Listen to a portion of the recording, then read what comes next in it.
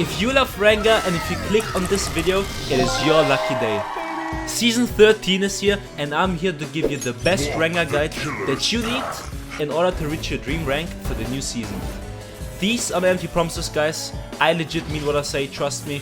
You will 100% improve from this video, no matter what elo you are right now. If you're Bronze, if you're Master, even if you're Challenger, it doesn't matter. All you need to do is use information that I'm giving you. Yo, what's up guys? My name is Pusi. I'm a Rengar player and I'm Challenger on the EOS and the Korean server. I'm playing League for 10 years now. I started grinding Ranked ever since Season 7. And since Season 9, I'm consistently playing in Challenger elo. I'm playing above 1000 LP on the EOS server. My peak was rank 20, around 1200 LP. And I also have gotten Challenger on the Korean server within 30 days. I went there, I got 900 LP Challenger, and then I went back home. I also have played against literally every pro player that you might know. For example, Faker, Deft, Canyon, Caps, whoever you know, I've played against them. Also, I've gotten rank 1 on Rengar multiple times. So yeah, I'm one of the best players this game has to offer, guys. If you follow this guide, there's nothing that can stop you from improving. Legit nothing, I mean it, you just need to trust me. But nevertheless, keep in mind that even though your game knowledge is gonna be on a whole nother level after this video, you still need to practice. So make sure to use the information that I'm giving you with this video and just practice, practice and practice, guys. Let's start with the basics, guys. Playing Rengar is the most fun you will ever have in League of Legends, especially if you enjoy being the star of the show. He's one of the hardest champions in the game to master, but one of the most rewarding ones when you play it properly. Through the following part, I'll make perfecting Rengar a lot easier for you. I'm not gonna read out all his abilities since you probably already know them. If you don't, you can just look them up in the wiki. But it is crucial to understand how to use his abilities in the right situation at the right time. So that's what I'm going to explain to you guys. The most important part about Rengar's kit is his passive. You're not going to deal damage if you don't collect your Bone Tooth stacks. Since each stack gives you more bonus 80%, you should do everything you can to get those stacks. Now, I'm not saying that you should int your 1000 gold lead away for one stack, but you should overthink your decision making. For example, if both the mid laner and the top laner are overextended, but you already have the stack from the mid laner, make sure to not just autopilot to the closest lane, but rather run top lane and collect the stack. Or adapt your focus in teamfights towards the champion whose stack you still need.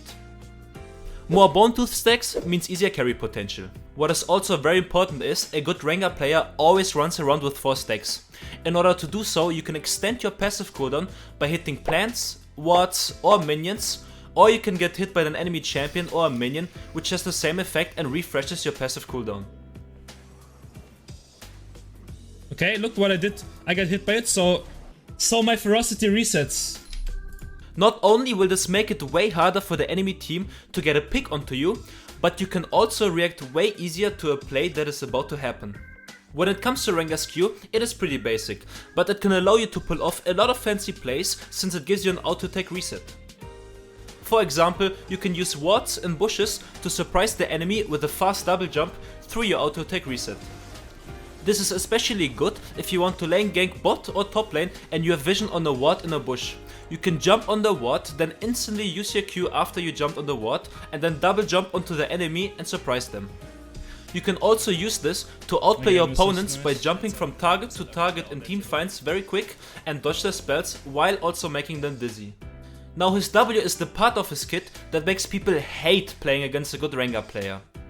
You need to make sure to perfectly time your Ws to maximize the healing that you get. This will take a lot of practice and experience, but once mastered, it will make a huge difference. Cleansing the CC with perfect timing while healing to full HP is one of the most satisfying things ever. Make sure to never waste your W before a big fight, or when invading the enemy, or if the enemy could also invade you. Use it carefully since it has a very long cooldown. Very often you need to be patient with your W and wait until the enemy team tries to burst you. So make sure not to panic, but be patient and calculate the possible outcome beforehand. The same also applies to your cleanse. Sometimes it's good not to waste your cleanse on something like an exhaust, but rather on the hard CC that follows up, like for example in Malza ulti, if you know David's still ready. When it comes to Rengar's bowler, you gotta make sure to always use it while leaping if it's possible. Use your bowler the very last second of your leap just before you land, so the enemy team cannot dodge it unless they flash away. His E also allows you to go for picks even if you're behind, because you can get 4 stacks before ulting and then snare up the enemy so your team can finish him off. You can also use it against champions with the dash and snare them so they can't get away from you after you jumped onto them. Make sure to always use the fact that your bowler gives vision and reveals invisible targets. Use it to jump over walls and always use your bowler on champions that can go into stealth like Akali or Kha'Zix. Now, using your bowler without leaping is very hard. You need to be patient and predict your enemy's movement. They will most likely dodge in one direction, so try to predict that one. Or if you know the enemy has flash, predict their flash, but this also basically applies to every other skill shot in the game. The coolest mechanic about the bowler is that you can E-flash and surprise the enemy with the bowler right into their face. To get your E-flash off, you need to use your flash during the cast time of your E, but this only works if you're walking to the enemy and not if you're in the middle of your jump. Very important when it comes to hitting your bowlers is to be confident. In case you try to predict it and it doesn't work, don't get frustrated. It will get a lot easier the more you practice it. Now, Rengar's ultimate is pretty straightforward, but you still need to know how to use it and when to use it properly. Almost always make sure to have all of your 4 stacks before ulting. This will allow you to have more opportunities while using it. You can either snare the enemy and set up a pick, or use your triple Q combo, which is the most damage combo you can get off. Of course, you cannot get 4 stacks every time before ulting, but then you gotta make sure that you know how to approach the fight, or that you're strong enough to get a pick without it. Since your ultimate has such a high cooldown and is your only proper gank spell, make sure not to waste it. You have to be sure that you can get a good play off before using it. Another cool feature about Rengar's ultimate is that it reveals invisible targets. You can use it as a tool to disable champions from going invisible and allow your team to kill them. For example, if Akali engages into a fight and uses her shroud, you can simply just sit there with your ultimate and let your team finish her off. Now that you know how to use his abilities properly, let's cover all of Rengar's combos. When it comes to Rengar combos, they are pretty easy to do, but it is very important to know when to use which combo. First, there is the basic no stack combo. It deals decent damage and gives you your ferocity the fastest. In this combo, you Q before jumping and use your E and W right before you land. Now you have 4 stacks and can either finish off your enemy with another Q, one-shot them in 1 second while cleansing the CC if you use W again right after you land, or snare up the enemy in case you want your teammates to follow. In case you have no stacks and need even more damage, you need to use some auto attacks in between. This is the more extended damage combo.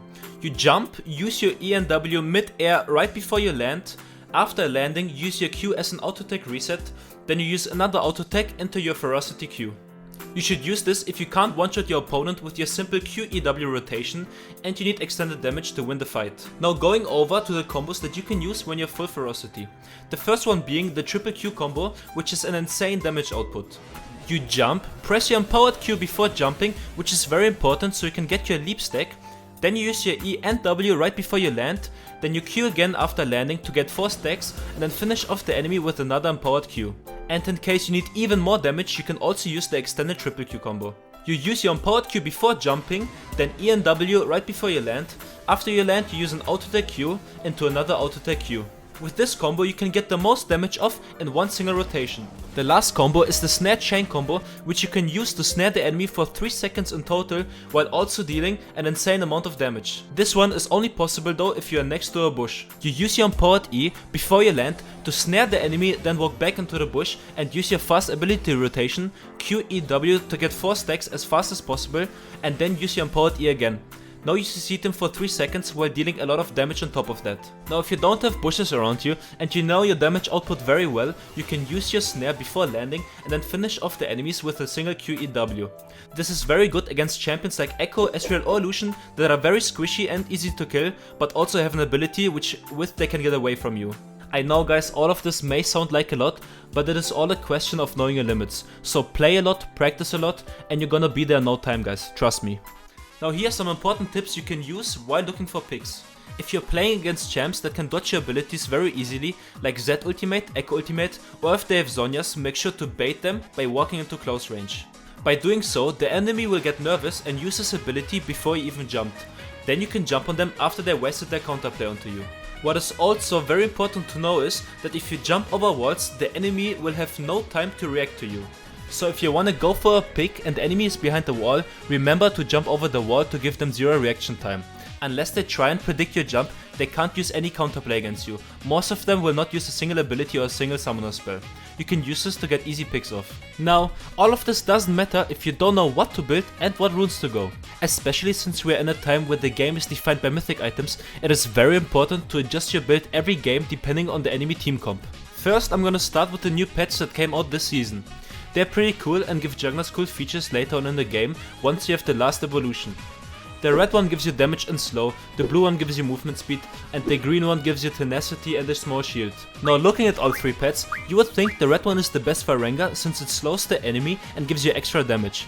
This is sadly not the case. The number from the pets are so insanely low that it is barely any value. On Rengar you always go the blue pet, no questions asked. It is by far the best pet for Rengar. The movement speed it provides you gives you a further jump range and overall more tempo in the game. It is literally made for Rengar and the other two pets don't even come close to it. So make sure to not get baited by the red pet, but always just go the blue pet. It is the most value, guys, trust me. Having more jump range is so insanely good on Rengar. When it comes to mythic items, there are 3 core mythic items Rengar can use. The first 2 being the most common ones, which you will go 99% of the games, being either Duskblade or Eclipse. The third one is Divine Sunderer, but I will go to Divine Sunderer a little bit later. So when should you go Duskblade?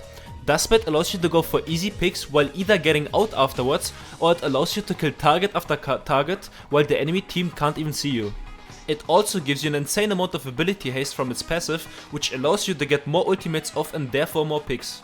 Therefore, you must go Duskblade against squishy team comps or when your job is to kill the enemy backline. And let's be honest, besides that, it is the most fun item in the game. There's legit nothing more satisfying than killing the whole enemy team while them not being able to see you at all. Now when it comes to Eclipse on the other hand, it's really good against mixed team comps with a lot of melee bruisers or tanks and 1 or 2 squishies. Especially since Eclipse just recently got buffed, it got even better on Rengar. They removed the Omnivamp, but instead they gave ability haste to it, which is way more efficient on Rengar and it gives you way more abilities and more ultimates to use. With the ability haste the new Eclipse got, it allows you to snowball way better than before. You just need to make sure not to forget that you don't have the Omnivamp anymore. Your Eclipse spike is way stronger than the Duskblade spike because of the bonus damage you are getting from its passive and the bonus shield that you are getting. So if you're fighting a lot early game and you always want to be stronger than the enemy, make sure to get Eclipse as your first mythic item. So in conclusion, Duskblade against squishy comps with a lot of pick potential and Eclipse into tanky or mixed comps. On top of Rengar's mythic items, his core items are gonna be crit items. His Q scales with crit damage, so the more crit you have, the more damage you do with your Q. And since Rengar mainly deals damage with auto attacks, crit also enables you to one-shot everything even though your abilities are on cooldown. Especially now, since they buff the crit items even more, it is your core item build. Make sure to never go lethality on Rengar. The only time you need lethality items is when you need to adjust to the counterplay they have. Lethality is just overall very bad on Rengar, he has barely any lethality scalings, that's why you mainly go crit. But if they have Lulu or Poppy to cancel your leap or any other champion that interrupts you, make sure to go Edge of Night. They don't, then just go crit. So just make sure to adapt your items towards the counterplay they have for you. And there's one item that became extremely popular in Season 13, which is Ravenous Hydra.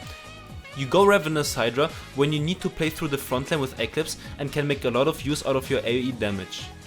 Or you can also go it when you don't have an efficient sidelaner in your team and you need to play side lane. Hydra allows you to one-shot waves and always lifesteal your HP back up so you can stay for a long time.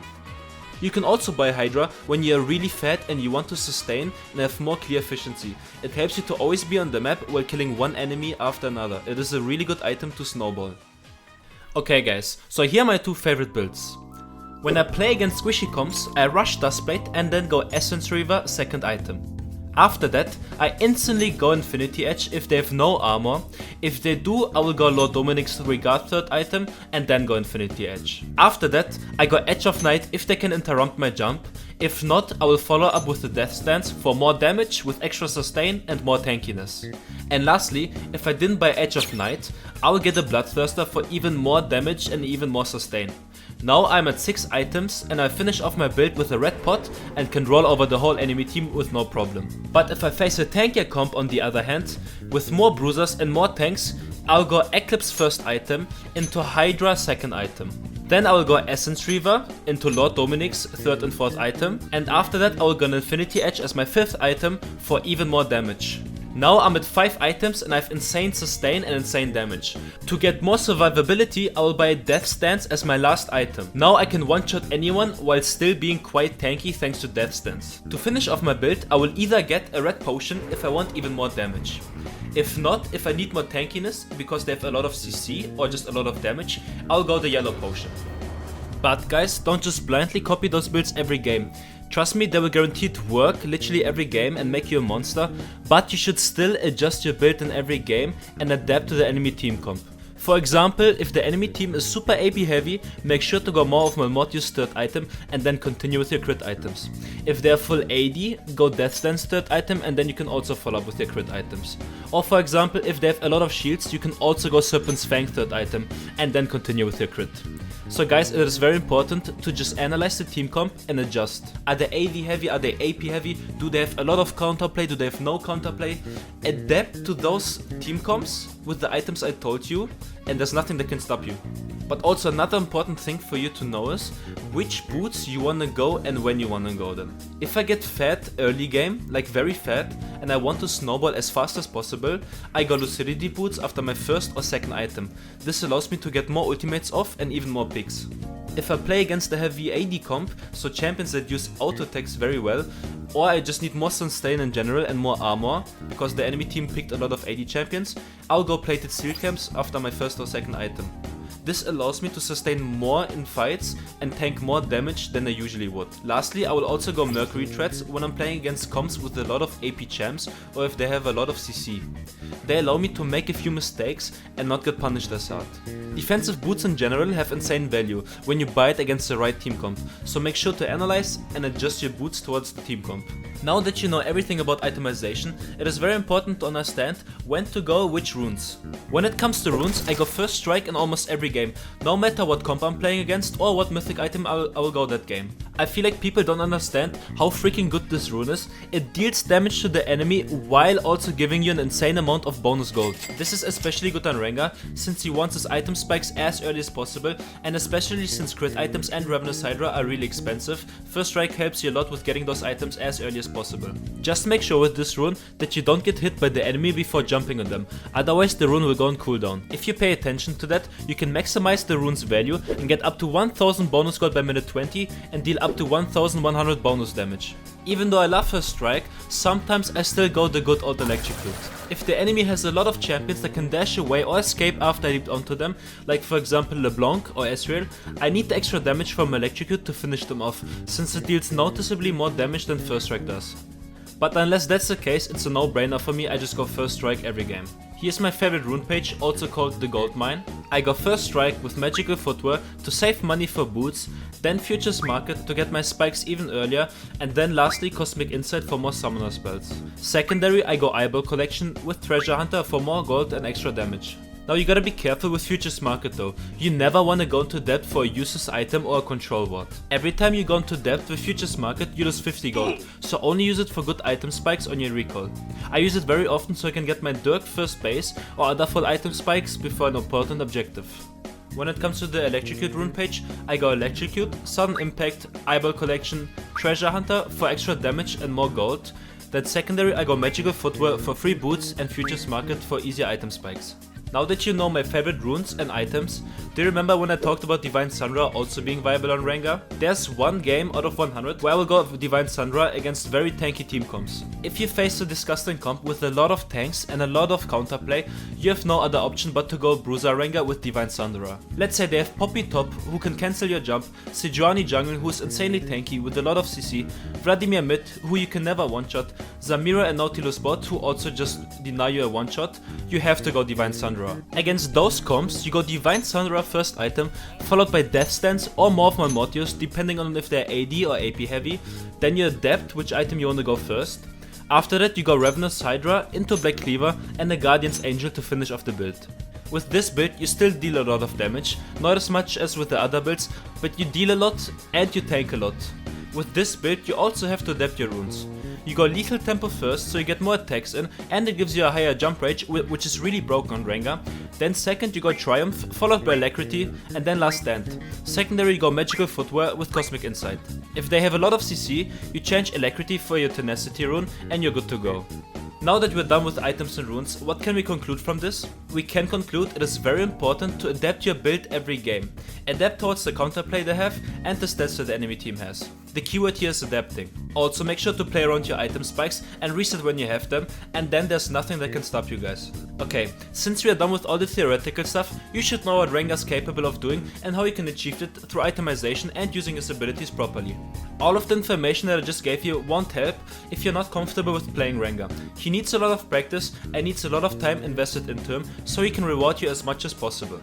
Therefore, you need to practice this jungle clear, and it should be your goal to perfect it. A good Rengar clear can save you up to 20 seconds and will make sure you are the first on every play on the map compared to the enemy jungler or any other bad Rengar player that doesn't know the clear as good as you do. Having good tempo is very important, and being first on every play helps you to abuse lazy junglers that don't know what they're doing and just autopilot. In the following clip, I'm gonna show you two perfect Rengar jungle clears, one starting from red buff and the other starting from blue buff. Those clips are gonna be sped up, so just slow them down and copy what I'm doing in them. Make sure when the game starts to cover your topside jungle entry and walk to your camp at 1 minute, and then you can just start clearing. Just copy what I'm doing and you'll be as efficient as I am.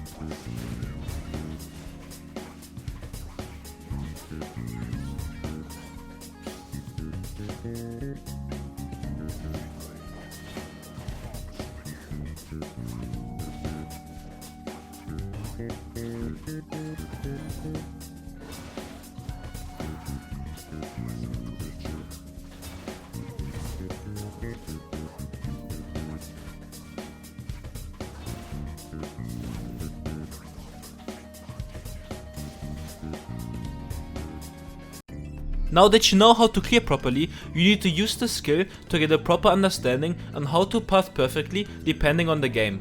There are multiple good pathings you can use, but the most important thing to understand for you is there is no perfect pathing. A good jungler adapts his pathing every game and decides what he's gonna do depending on the matchups and the game state.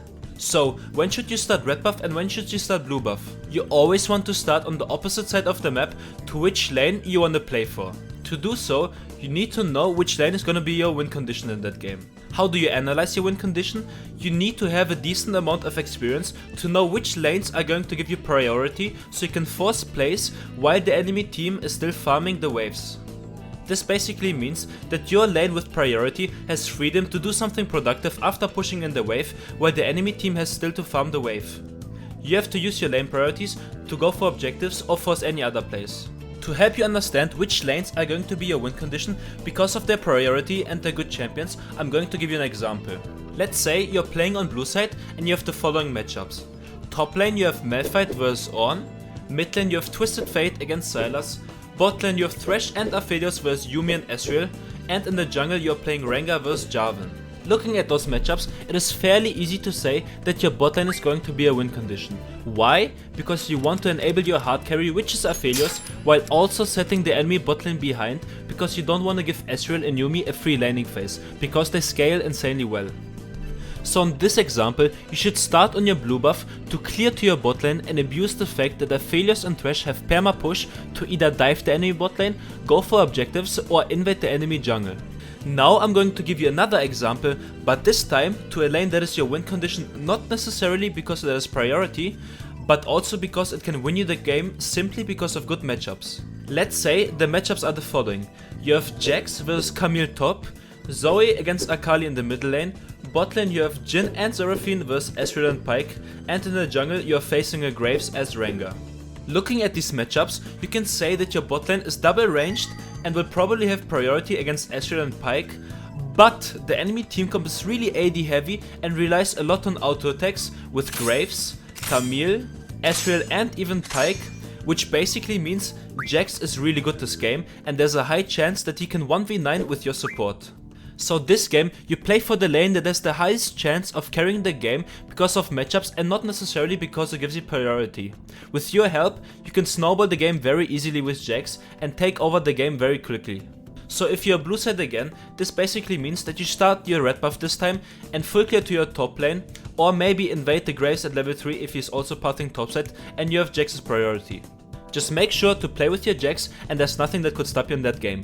Which is very important to understand in League of Legends is that you're not the win condition every game. Even though you're playing Rengar, which is a complete 1v9 champ, a super insane assassin, you are not the win condition every game. This is what differentiates a good player from a bad player.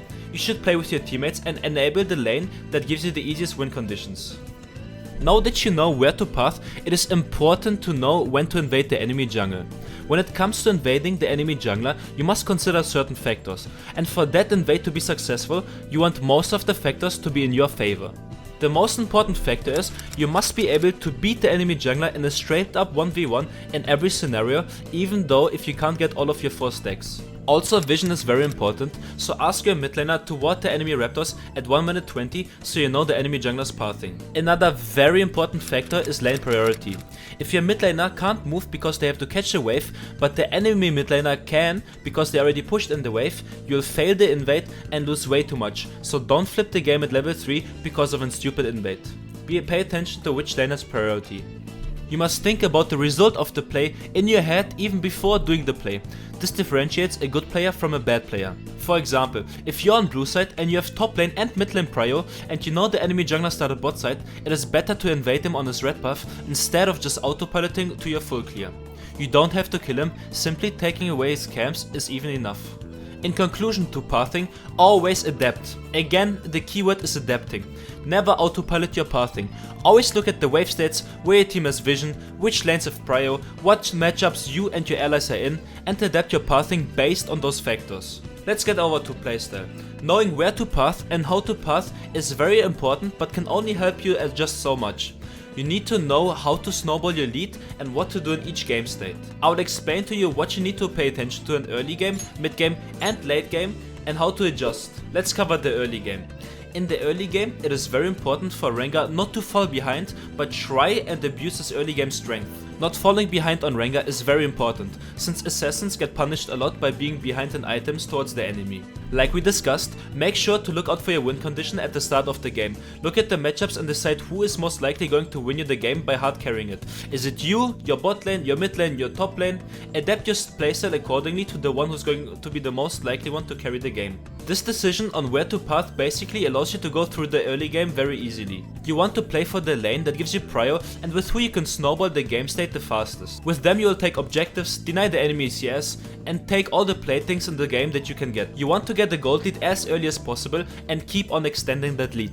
What you need to pay attention to with Rengar's early game is, you need to understand that he's one of the strongest champions in early skirmishes, if you play properly and abuse bushes. So make sure to try and force good fights which result in getting an early lead and snowball this lead with your prio lane. Make sure to always track the enemy jungler's pathing and spamming their position.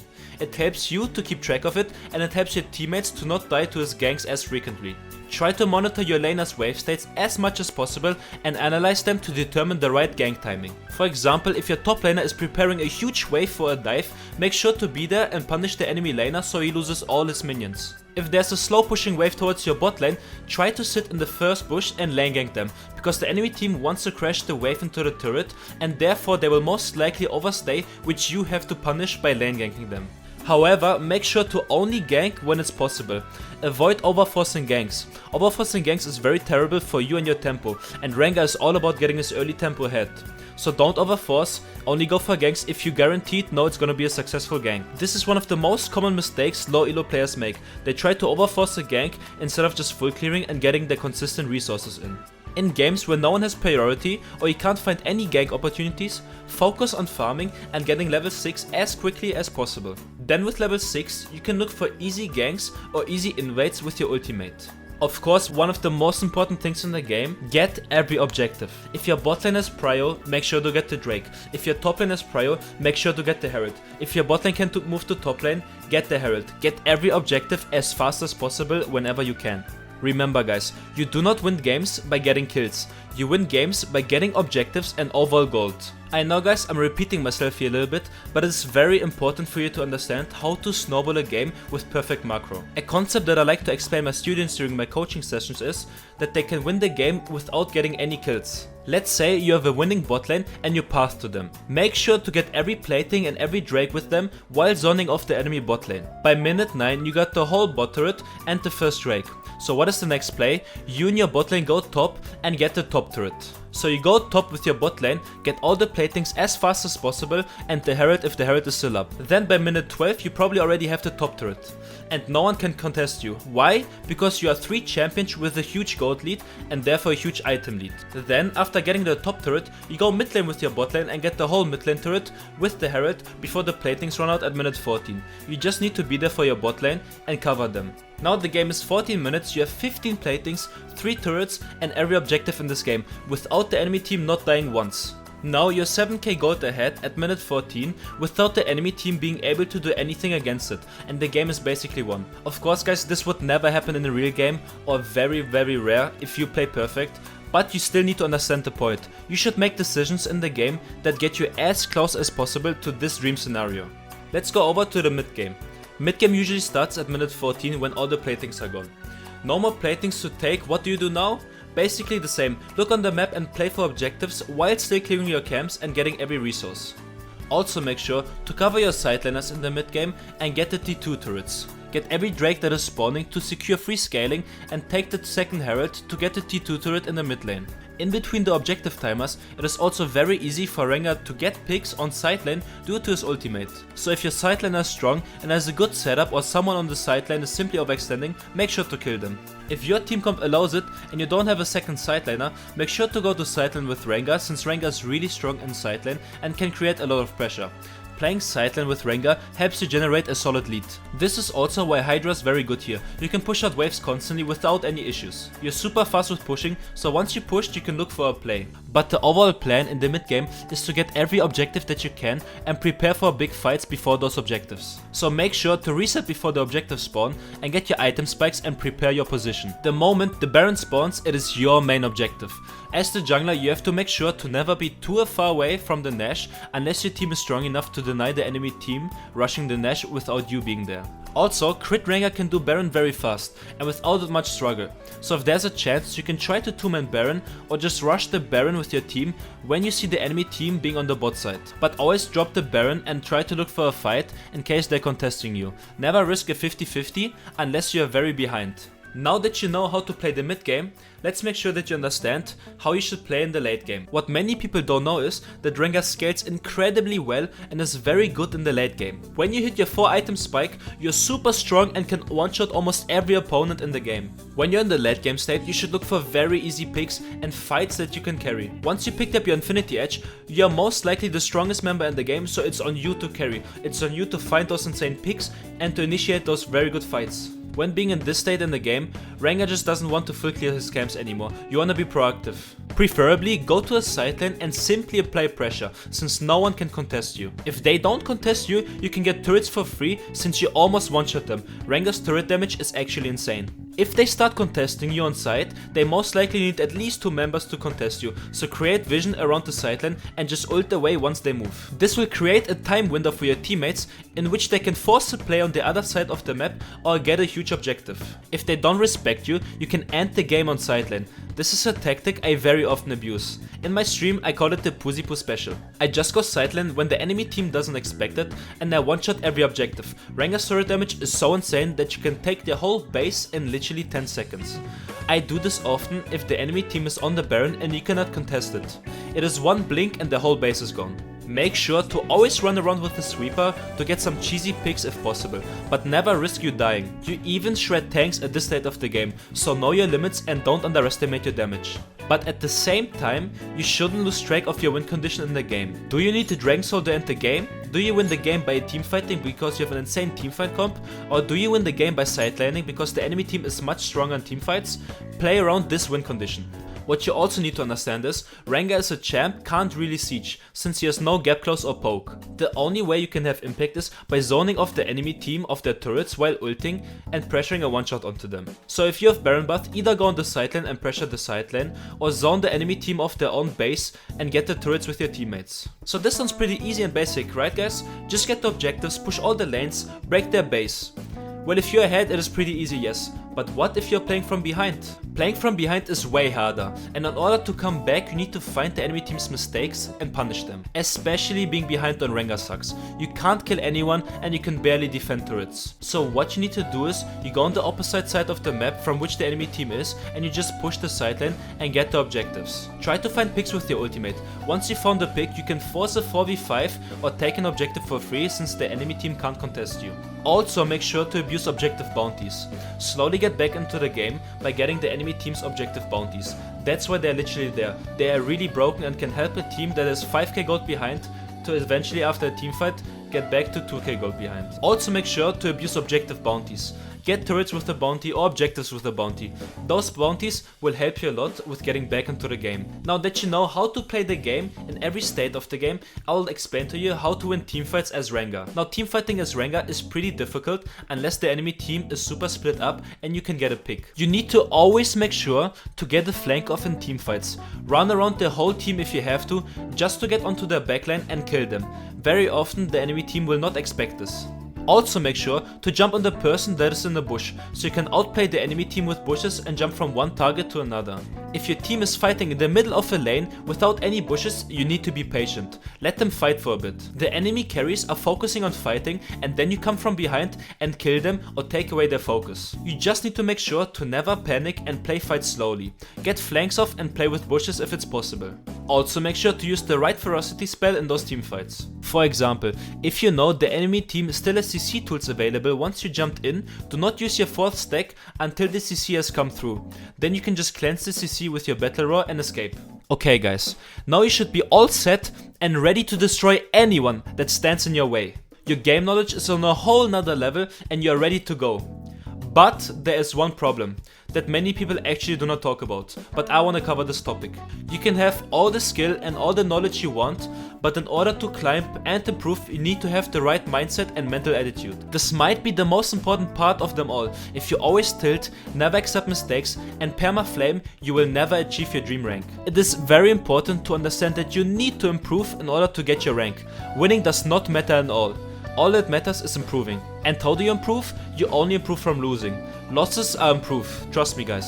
I am not saying that you should lose games on purpose, but you should go into every game with the mindset to try your hardest no matter what and learn from every single mistake that happens. Focus on yourself and not on your teammates. Trust me guys, I'm speaking out of experience.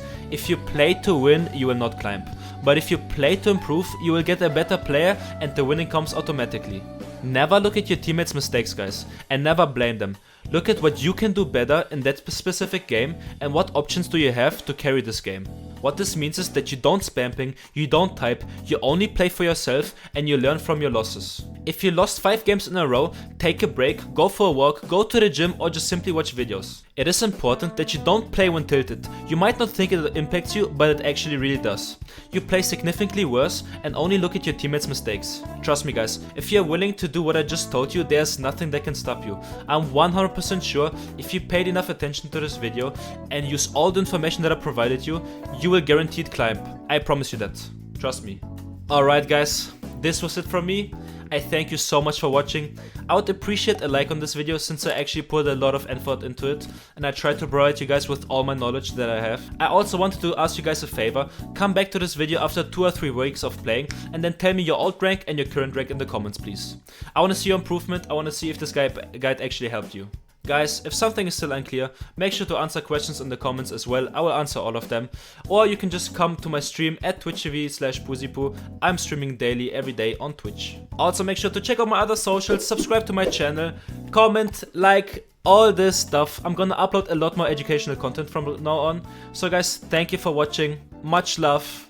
I'm out and peace.